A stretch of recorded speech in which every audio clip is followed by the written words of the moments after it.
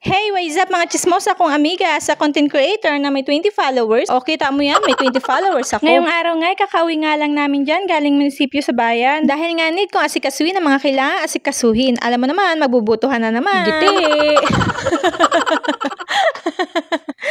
Sobrang init nga, pero kahit sobrang init, hindi kami mawawala sa fiesta sa Bulukot. Huy! Alam na, pag may fiesta, edi may karaunan. Kainan ba? Takaban! Yan mga mukha na yan, mukha ng isang takaban o chismosa. Chismosa pati takaban. Charis lang, uy. Nasa sasakyang tura-tura pa lang ako dyan, pero ang isip ko ay nasa handaan na sa Bulukot. Iniisip ko dyan kung ano kaya ang mga handa doon. Kukulangin kaya mga dala kong Tupperware at plastic bag. Di mo magets, no? Hindi ko talaga inindang init ng panahon dahil nga fiesta sa Bulukot. Huy, kakain talaga ako na bonggang-bongga. Mga ganyang isip talaga iya sa mga manong. Uy, char lang, uy. Aswerte nga ng uwi namin ni Fial dahil marami-raming fiesta ang mapupuntahan. Wala huya. Pati nga birthdayhan. Huy, walang diet-diet sa lagay ko na ito. Pagkarating nga namin sa Bulukot sa bahay ng auntie namin, ito agad ang mga napansin ko. Ang mga pananim niyang pechay. Sobrang daming ang pechay. Marami pa siyang mga pananim dyan. Pero hindi ko nakuhaan ng video dahil lang nasa isip ko yung nasa handaan na. Binidyohan ko pa nga sarili ko dyan para makita ko ang before and after ng kainan. Huy, hindi. Ay, hindi pala. Wagas talaga ang mga ngitian nila dyan. Abot hanggang tenga dahil paano ba naman? May inuman. Sobrang init nga pala. Wala lang. Share ko lang. Bakit ba? Ay, naku. Hindi lang talaga ang mami ang nag-enjoy. Dahil kahit ang anak ko ay enjoy na enjoy din. Kahit na sobrang init, hanggang kahit saan pumupunta. Ganun talaga kasama sa paglakihan. Ang ganda nga ng Bulukot to, purong-purong green ang nakikita mo at ang sarap ng simoy ng hangin para bang hulog na ng langit. Ito na nga ang pinakahihintay ng lahat ay hindi ang pinakahihintay ko, ang kainan. Pag may mga ganitong fiesta na may kainan hindi lang talaga mga tao ang busog, pati mga aso. Hindi talaga ako maka-get over sa ganda ng Bulukot. Hoy, English yun, get over. Paano ba naman pag ganito ang makikita mo?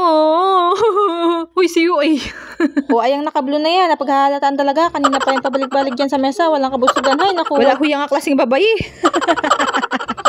Wala huyang at takaban. Hay, char lang May nagtanong nga, bakit ang bilis ko na magsalita? Paano ba naman sa araw-araw na lagi na lang putak ng putak ang bunganga mo? Nag-expand na kakamaritis at balis magsalita. Panga na nawala na ng buto at bunganga na nag-elastic na.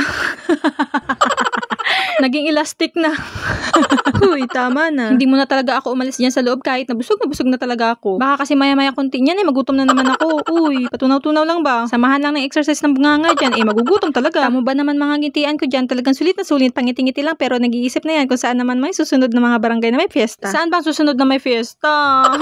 Balitaan niyo ako. Huy, si Uy. Tama na, nakakahiya ka na, Uy. Siyempre pag may fiesta, may kainan. At siyempre, may chismisan. Matik na yan. Magsabi kang hindi ka ganun. Nonchalant ka o introvert ka. Wala chismosa lang talaga ako. Ako kasi parang nasobrahan na sa pagiging extrovert.